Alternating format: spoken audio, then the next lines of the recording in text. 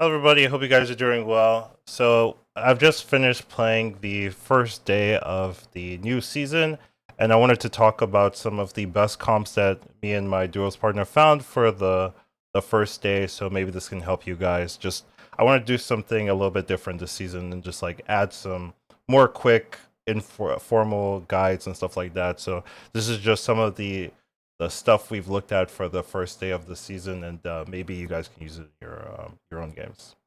So moving on, that should not be playing, but it always does. Ignore that.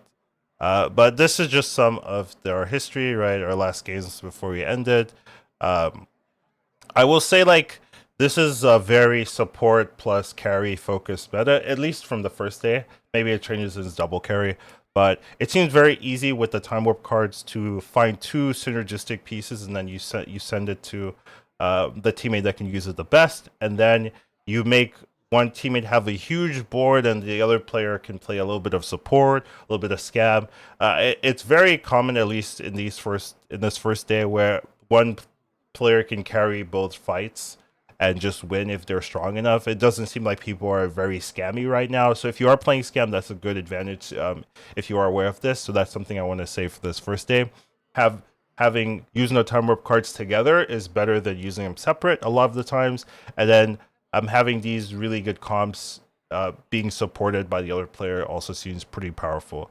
Um, I will say I'm going to talk about the three best minion types and comps that we saw during this first day. I will say number one will be Murlocs. Murlocs seem incredibly busted right now.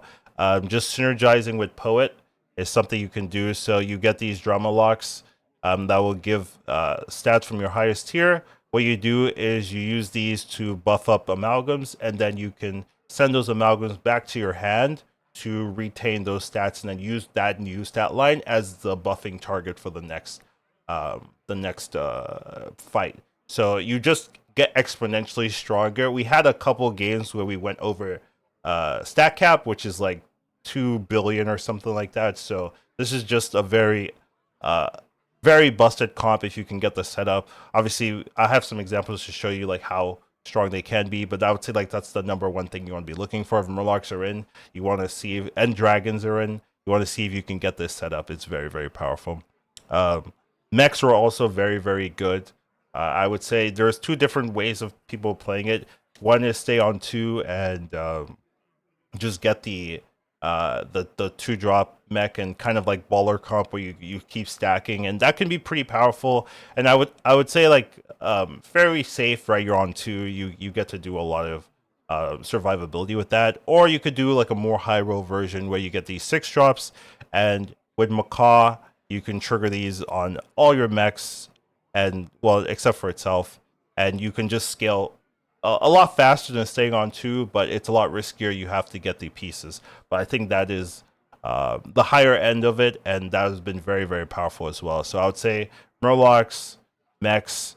I will say this is it looks very Death Rattle focused, where some of the best comps are Death Rattle. So things like Titus are very important, Macaw is very important. I'll say Poet is also very important because you can do the same thing in this first example with these amalgams.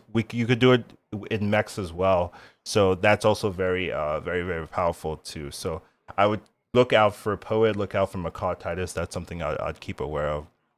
Um, and then I would say something that we didn't really play a lot, but we lost to during this first day was demons. So demons have a lot of potential to get strong, get powerful early. And nice thing about demons is you're buffing the shop very well, and you can just pass big minions to your teammate, so you both can be very strong very quickly. And that's something that maybe if you don't have enough early tempo, you just lose to. So I would say demons were, I would say third best here, where they don't have the end game of the mechs or the murlocs, but they can surprise you. And I would say there are other comps that we played that are pretty good. You know, beasts were okay. Quillboars were also pretty notable, but I would say like the three minion types and the comps that impressed me were the demon comp, the murloc comp, and the mech comp. So I just wanted to get that out of the way. Now I have some examples that I want to show as well, just some showcases of what these comps look like in play, so you won't be too surprised. So this one is the Murloc comp. So here we on the left side we have the tier 6 Drama Lock. So that's going to be triggering one of our cards in our hand. Here it's the Amalgam in the middle. That's our huge minion. But we have 5 Tituses. This is a high roll version, so don't really expect to see this type of numbers. But this is kind of what some showcase of what you can see here. So just the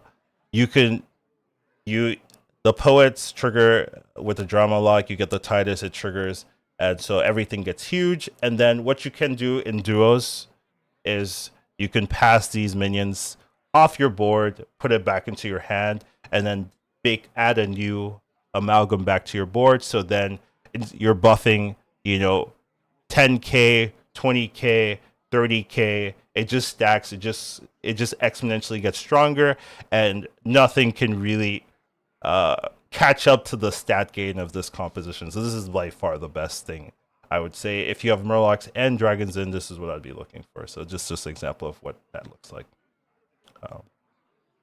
Next up, I'm going to show the Mech comp. So Mechs are very similar. This one doesn't have Poet in, but you could easily put a Poet and some Amalgams in. He already has an Amalgam, so we did a little bit of Poet in this, but it's kind of the same where your Macaw is triggering all those magnetics, and the magnetics get huge, right? So you can see he's getting almost 2k for 4k a proc on 3+ minions. So this is also very, very huge tempo, hard to deal with, right? You can see the opponent is playing the damage beast, but it's nowhere close to the stats of this type of scaling. So that's something I'd be looking at as well. If you get it, this one requires a lot of investment, right? You need 6 drops. But once you get the 6 drop, you get the Macaw, you get the Titus, you're kind of there. So it's not too difficult to do. You can get fancier with the Poet, like we talked about, but this is also a very, very impressive composition that I felt was pretty good.